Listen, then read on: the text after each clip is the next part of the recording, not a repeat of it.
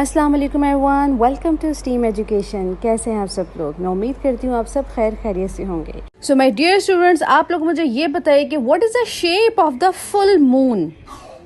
Very nice, circle. What is the shape of the sun? Very good, circle. इस video में हम shape circle के बारे में सीखेंगे। सर्कल मीन्स बिल्कुल गोल, राउंड। अब आप अपने इर्द गिर्द देखिए और मुझे बताइए कि आपको ऐसी क्या चीज़ नज़र आ रही है जो सर्कल शेप में है।